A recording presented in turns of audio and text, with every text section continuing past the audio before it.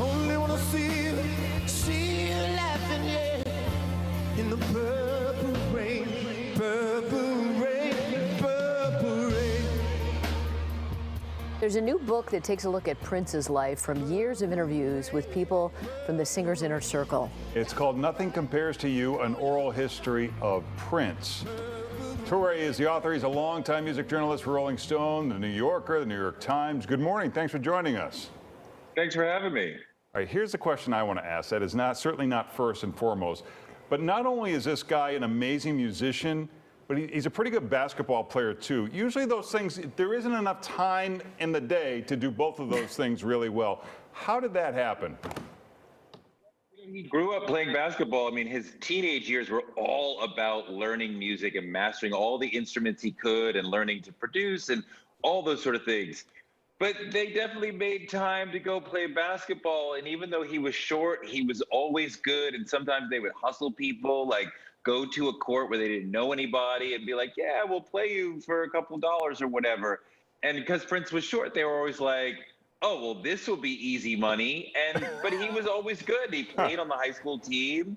And his brother was good. That helped out a little bit. And like, I saw how good he was. I played one-on-one with him at Paisley Park. Wow. And he was good. He could move with the ball. He could move without the ball. He could dribble. He could shoot. The way his body looked when he shot, he kind of looked like Steph Curry in terms of the way that he shot the ball. Like, I'm not saying he was that good. I'm saying like that's the athletic form that he had. So he was an athlete. Good. Well, he's known for his work ethic, and you know, I didn't realize that so many of his songs were inspired by his childhood and the traumas from his childhood. Talk a little bit about that and what you learned talking to all these people who maybe never spoke before. A lot of people who never really spoken that much before. The book is filled with conversations with people who are musicians, girlfriends, engineers, managers. You know, I mean, like he grew up a Seventh-day Adventist. And if you know anything about that faith, the whole thing is that the apocalypse is around the corner. So when he's making all these songs like Let's Go Crazy in 1999, where he's talking about the apocalypse, in the 80s, we thought that he was referring to the Cold War, which we all thought the world's about to end because of the Cold War.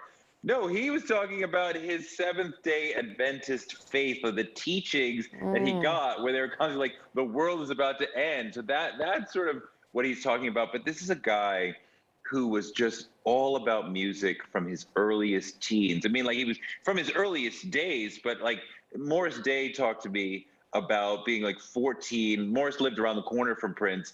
And Prince is knocking on his door at 3 in the morning because Morris had a 4-track recorder so they could make songs. Prince did not yet have that equipment. So he's banging on the door saying, like, let me in. I need to record a song I just thought of. Now, he had an amazing influence, at least genetically, from his parents who were both in the business. A troubled relationship. Why did he forgive his dad but not his mother? The short answer is sexism. I mean, like, look, he was mad at his mother, but his mother let him leave to go live with his father because he wanted to, because she had moved on in terms of having a relationship with his stepfather. But she continued to care about him and to call and check up on him. He goes to live with his dad, and his dad, after a few months, says, you know, you're bringing girls in the house. I told you not to do that. Like, get out. So his dad kicks him out. His mom says, you are allowed to leave to go to your dad. His dad says, get out. I don't care where you go. And he's semi-homeless for a little while. And then he ends up living with Bernadette Anderson, who loves him and takes care of him the rest of his teenage years. But his dad kicked him out. And yet, you know, he loved his dad. He welcomed his dad back into his life when he's a superstar in his 20s. He continued to want his dad's attention and affection and respect. His mom, he never really forgave. And, you know, people are like, he bought her a house, but he did it through like clenched teeth, not wanting to do that. And so, you know, I mean, like, I think it just boils down to sexism ultimately. Interesting. Now, we've heard that, you know, he did not leave a will, and there's been all this battle about his estate. Is there a lot of unreleased music that we might eventually hear?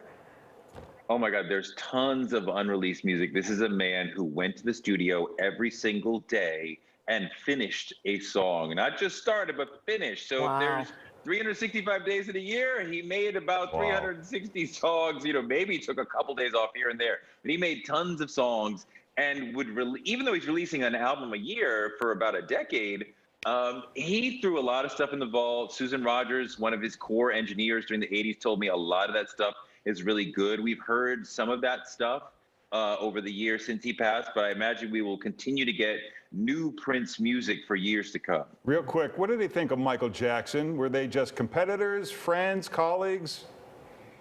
Definitely competitors. I mean, Prince didn't have a lot of friends. He liked to play music, and that was it. Everything else was a competition to him, and he was definitely competitive. I have heard stories about him going to Michael Jackson's house and playing ping pong with Michael Jackson and coming back and saying, like, Michael's not very good at ping pong. And Prince apparently was extremely good at ping pong. People are like, he could have gone professional in ping pong. Yeah, extremely good at table tennis. He definitely saw Michael Jackson as a huge competitor. Wow, it's just fascinating. So many tidbits that you have not heard before. For more, you can follow Toure on Instagram or on Toure.com or the podcast, Who is Prince? Thanks so much for joining us. Thank you. Thank you.